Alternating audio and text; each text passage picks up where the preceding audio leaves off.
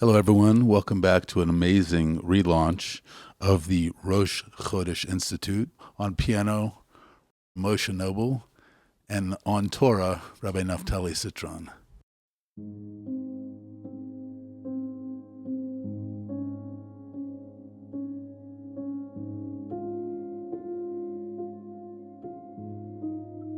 Our mind is the most powerful tool.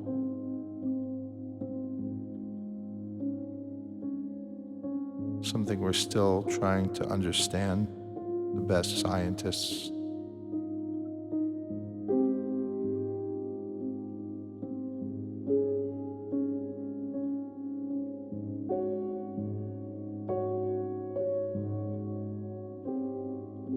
And the work that we do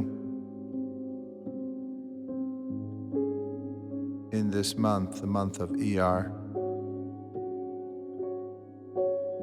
is working with our thoughts.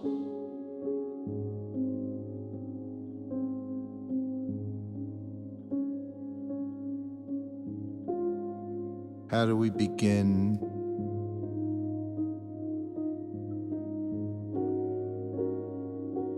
to have impact on the connection between the moment before the thought and the thought?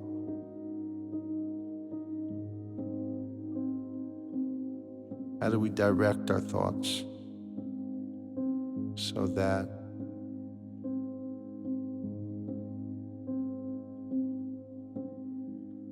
we are more in the driver's seat and less in the back seat?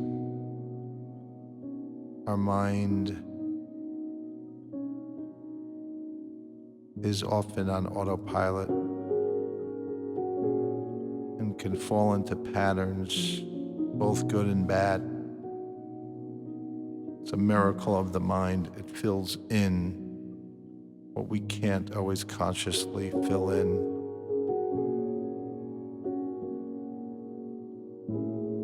But the greatest life hack is if we can subliminally begin to influence consciously what is going to fall into our thoughts. And this is the work that we do. It's the work of purification.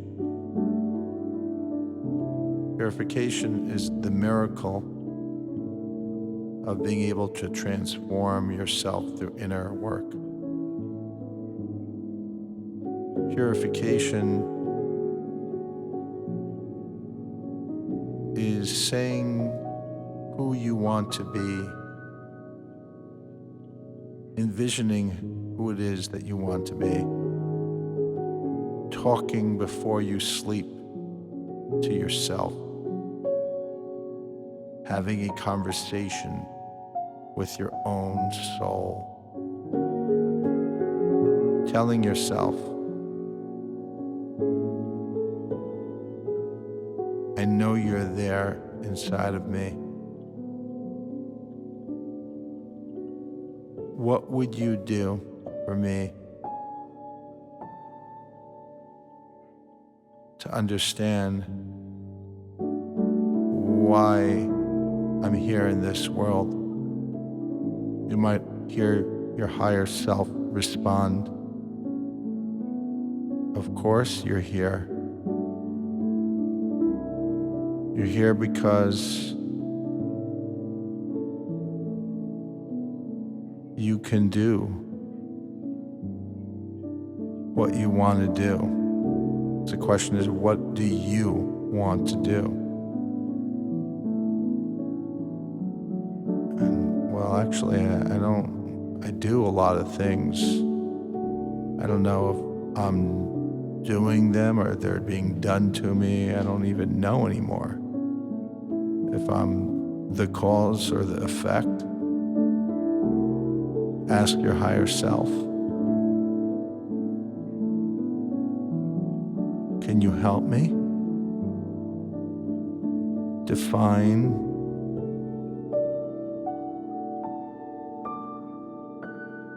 what I want to do.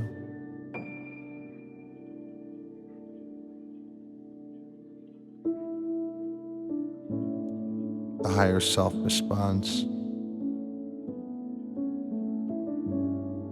The first thing to understand is there is not really an I, what I want to do. The I is an illusion that you were given for good reason.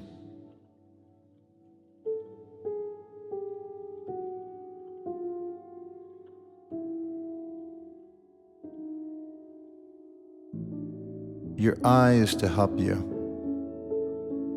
but the goal is to get beyond the I. So perhaps the first thing you should want to do is want to get beyond the I, get beyond the want. And then what it is that's supposed to be done through you will be done. Oh, okay. That's just one of the many conversations you can have with your soul. And these conversations with your soul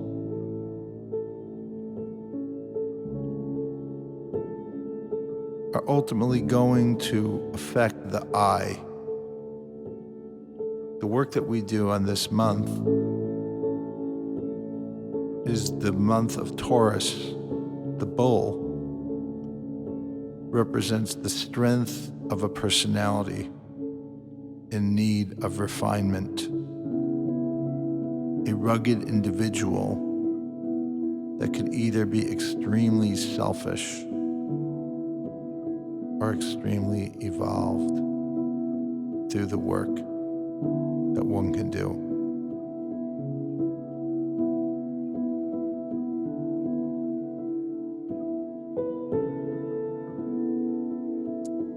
The organ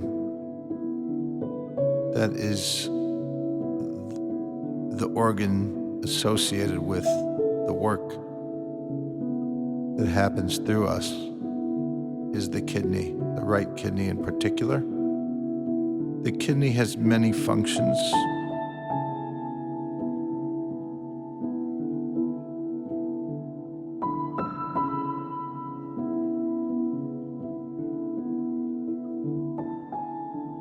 Without the kidney, where would we be? Our well-being is dependent on our kidneys. Our blood pressure, our hormones, there's so many things regulated, our pH balance.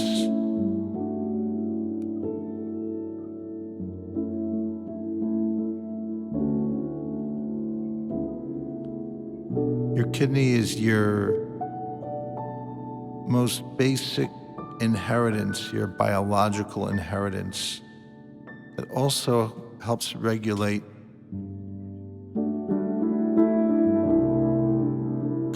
mostly unconscious processes within you that you live and procreate even because of.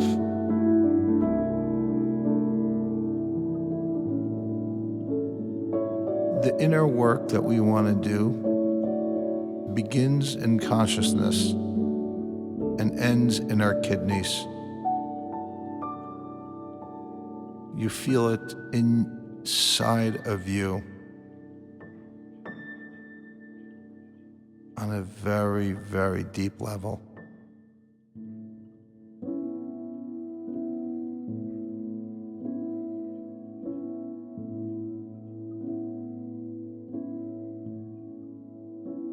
Many times you've been given gifts. You may have been given the gift of love, and it felt wonderful. The question is, after the intensity of falling in love,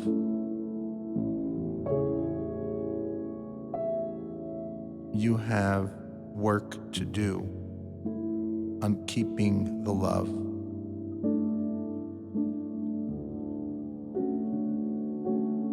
because of your thoughts. There's so many thoughts that take us away from love because of our kidneys. There's so many temptations that take us away from love because of our nature, our bullish nature that has no place in a china shop.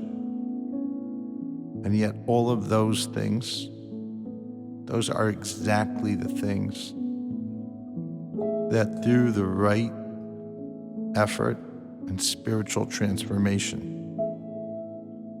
you can perfect the gifts that you have been given and turn them into even greater gifts.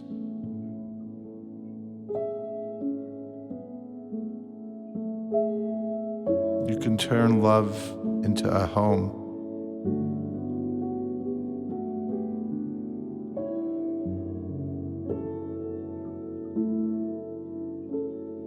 You can turn an emotion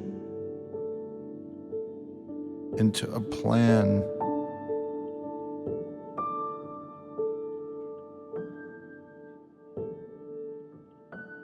You can turn a concept into a reality.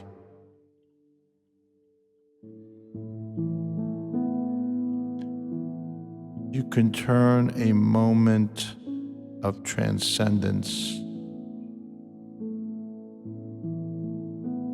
that could have just been that, a moment. No matter how transcendent it was only a moment.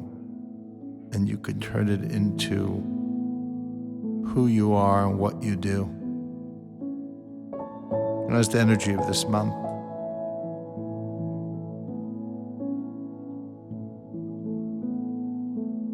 We were given the gift of freedom. You've been given gifts of realizing that you are loved. You've been given the gift of being in love, falling in love. And it's just a question of whether you let it pass. It's natural to let it pass, like every exciting thing passes. Because if you don't expand your vessels and change them, so however great the light is, you don't have a way of holding onto it. A very common thing we find is people winning millions of dollars in the lottery. And you would think everything would be good because they have millions, maybe $100 million or $50 million. And yet if you check in on those people 10 years later, they're usually no better than where they were before they won millions of dollars, because they were not prepared to make the vessel, to make a way of changing their life, not just to have one money to be wealthy. There's a big difference. You can hit the jackpot in so many areas, and it's just that. You hit the jackpot, and then what? What do you do to yourself? This is a common theme of receiving a gift is more than the moment of reception. But it's, do you learn? Does the gift impact you to change who you are? Does the wealth that you acquire make you wealthy or just have money to spend? Does the love that you've experienced leave you with just a memory of what happened? Or is it the love of a lifetime that can grow? That's rich. That's wealth. It took a day to get out of Egypt,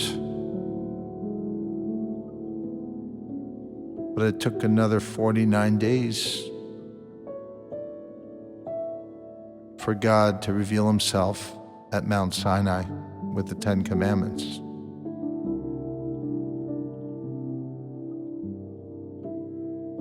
Most of those 49 days are in this month, those are the days that we use to turn our momentary winnings into foreverness. And we do that starting with our mind, with our thoughts.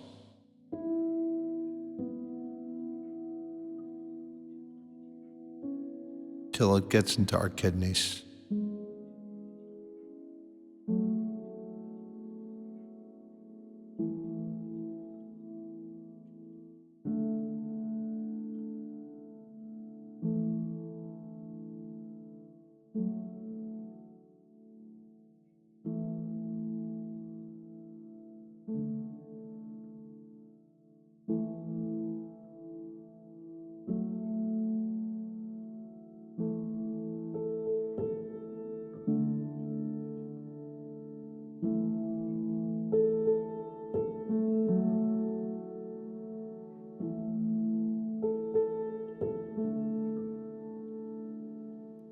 There's nothing like working through something intellectually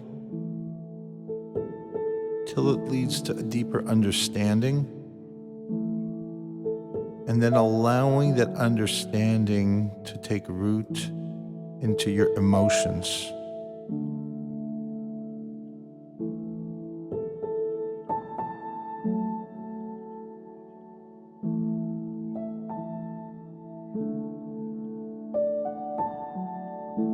The very weather of this month, as we further ourselves into spring, deeper into spring and closer into summer, is the experience of radiance and warmth,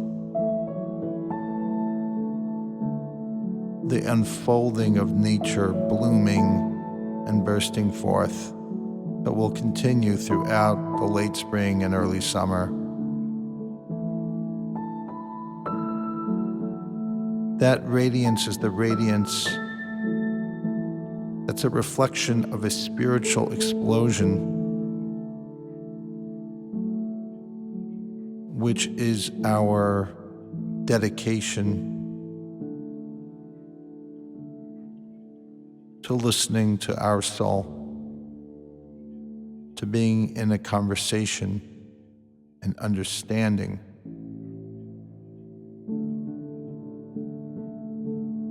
of the gifts that we're given. It's easy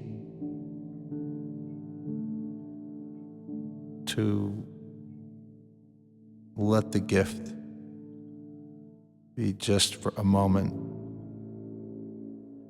but then it will not be the gift that keeps on giving.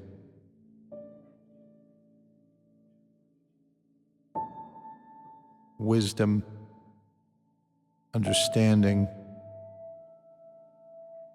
the knowledge of the passage of time, how to calculate these things, knowledge of your own body and its own rhythms to be able to respond more effectively, to understand when it's tired and hungry, to take care of it. We need to be able to begin to talk to ourselves on this subliminal level so that when the loop of thoughts happen, that we need to reprogram ourselves when we want to be able to exit the loop for our own betterment. Whether it's a phobia or a fantasy that weighs too heavily on us, we need to be able to enter into our unconsciousness through the power of suggestion, through the power of taking a prayer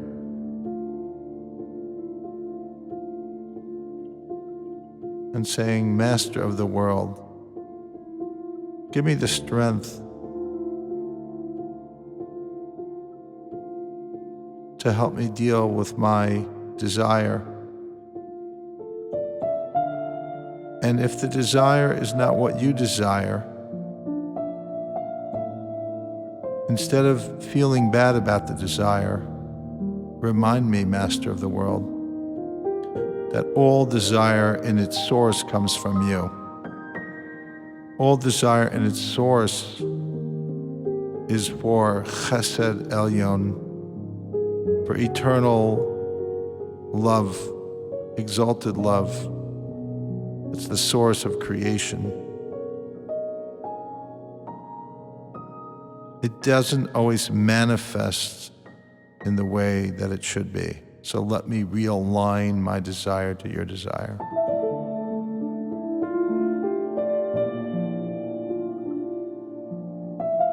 May my physical desire merge with your desire for the holy and the good.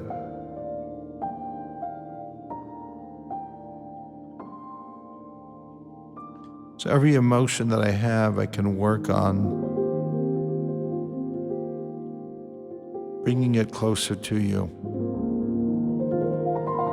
And in the conversation between the soul and the body, the mind itself is a clarifying agent, an agent of positivity, an agent of love and hope.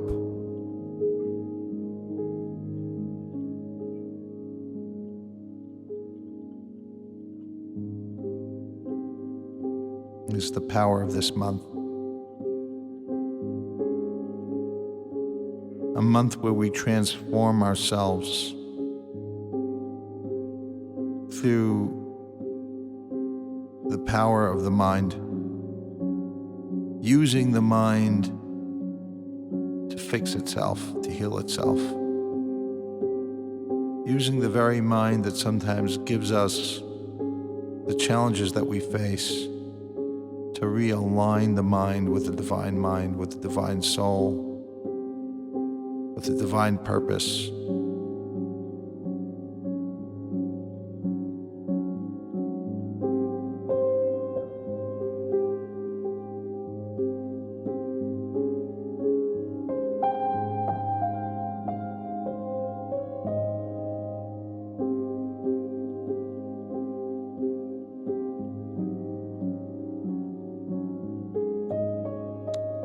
We're going to do a meditation on this energy of this month. I ask you to relax a little bit so that the meditation will be more effective. Just take a deep breath and then exhale. And then breathe all the way in. Fill up your stomach, and then slowly breathe out.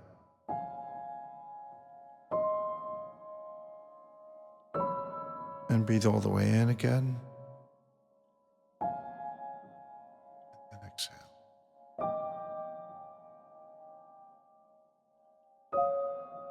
Now I want you to move your shoulders and your arms around and around, and up and down, and back and forward. Feel that tension and just let it relax. You don't have to carry the weight of the world on your shoulders. You might think you do, but you don't.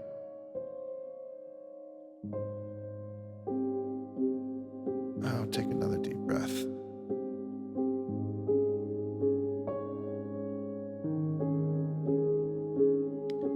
And now feel your chest muscles and just let that relax. Upper back and middle back, feel the muscles there and just let that relax. Just totally relax. Take a deep breath and exhale.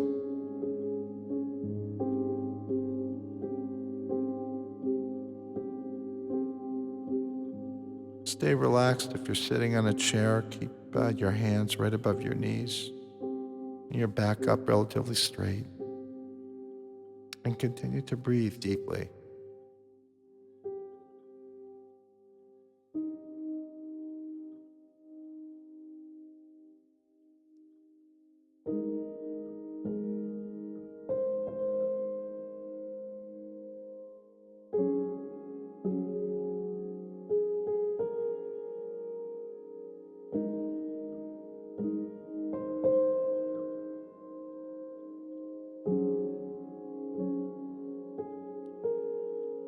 Go back to when you're 4 years old.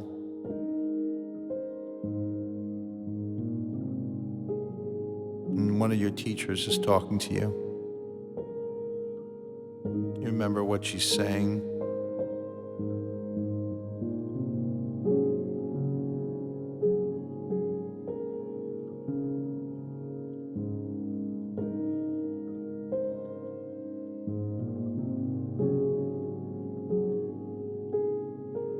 Go back to when you were 2.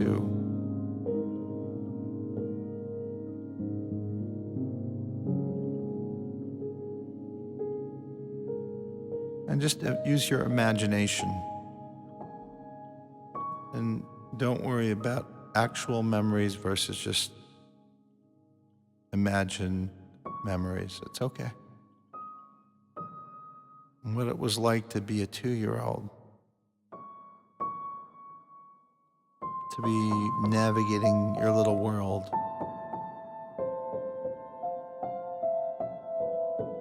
Walking, beginning to talk.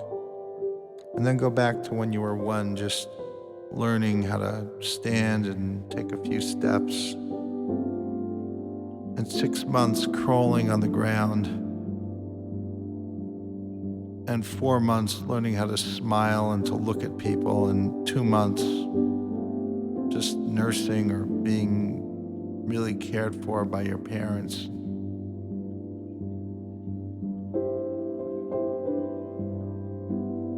Now go back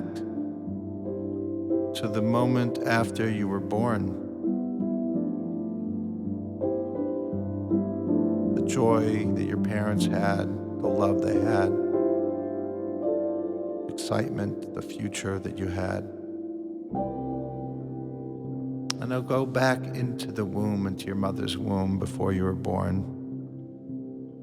Just in a state of bliss and oneness with all that is.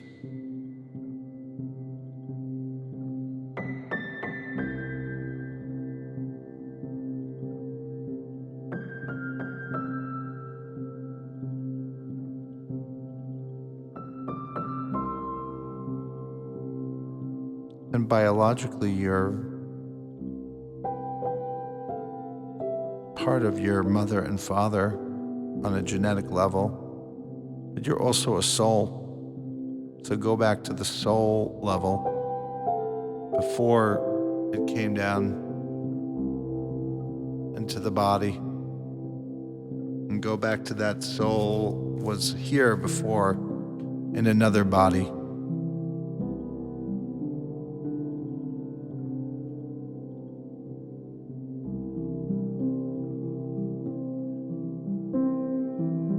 About 200 years ago.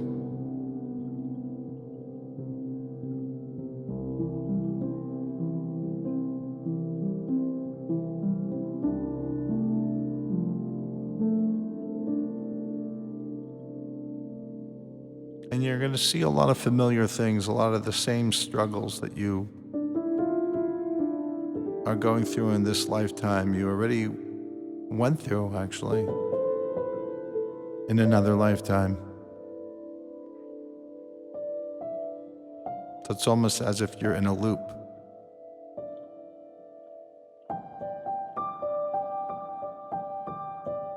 And try to find if there's a way, a defining moment that you could do something that could help you to reset your past life. Because that's partially why we're here, is to reset our past, which will then, of course, affect us in the present and in the future.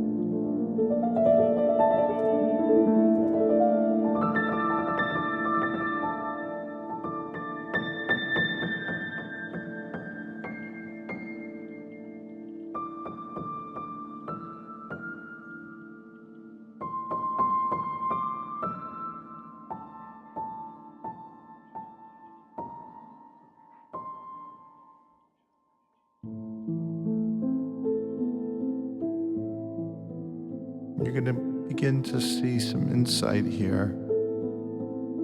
It's going to come to you more in the form of what you can do now. Perhaps it's something decisive that you've been sitting on the fence. You didn't have the strength and the courage to do, but now you know you can do it.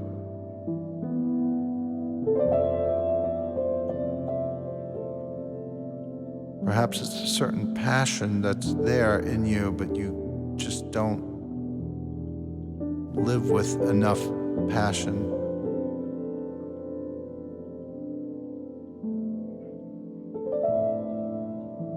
Perhaps it's claiming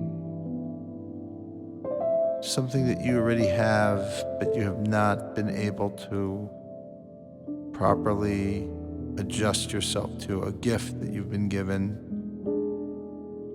that you haven't known how to really maximize on. Could be in your profession.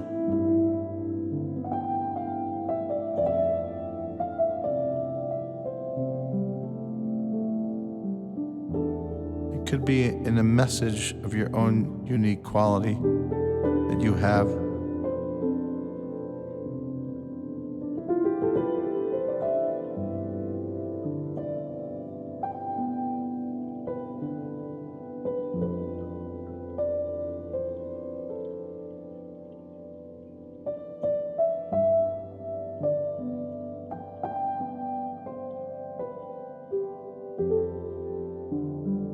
Think about what you can do.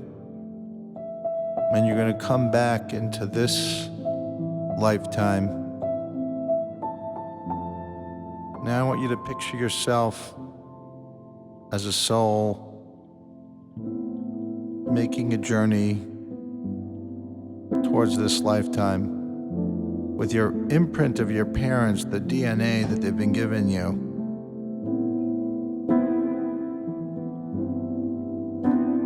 On a kidney level,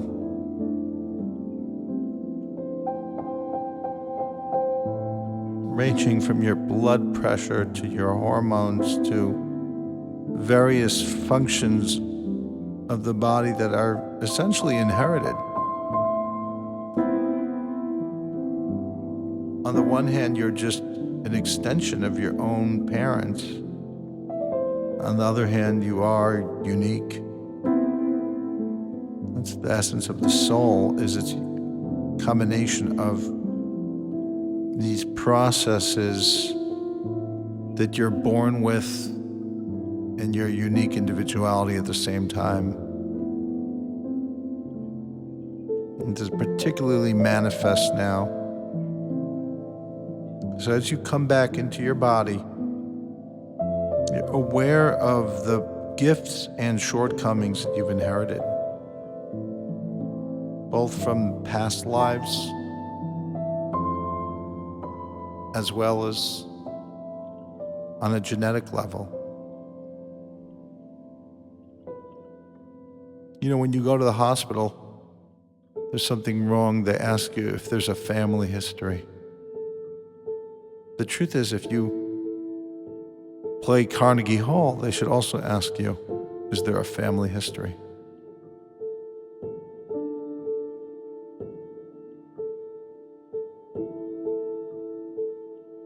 We are our family's history embodied in the moment. We're also a little bit more. And that's this combination that we're working out right now. So I want you to envision the family history and your soul history and you. 3 parts of you. They're all equal. And where are you going to go with it?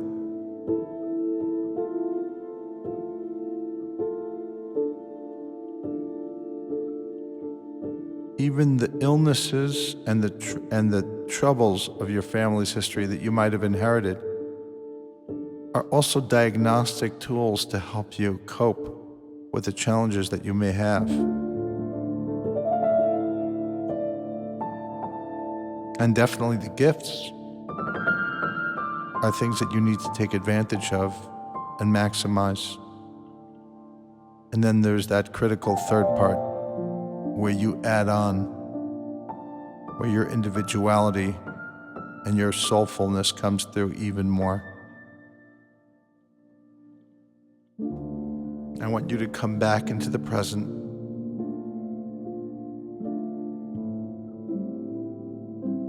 With an expanded consciousness of your gifts, with the ability to not just experience love and transcendence, but with a strategy to actualize those moments into your actual daily life.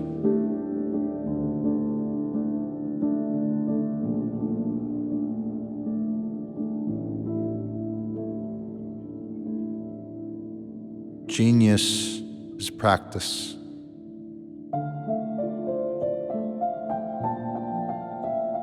A scholar is a student.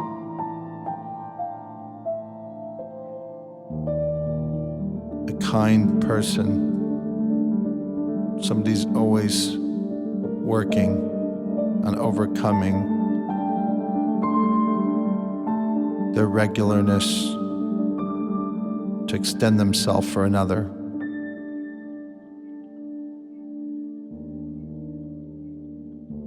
A lover is somebody who works on loving, not just the person who loves for a moment.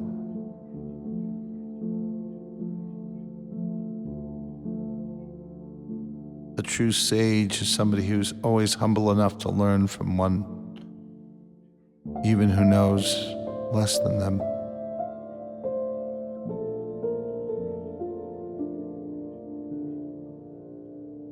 And now come back peacefully and whole with a sound body and a sound mind, with strength of this month.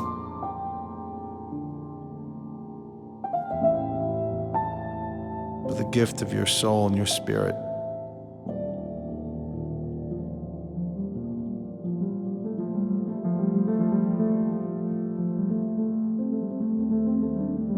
Take a deep breath. Be aware of your surroundings. Make sure your eyes are open.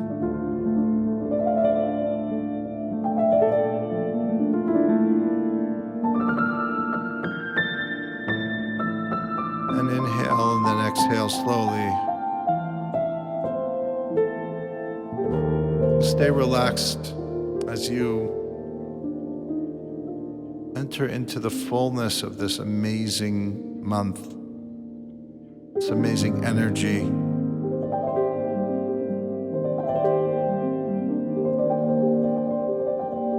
With such potential, with such fullness, with such hope.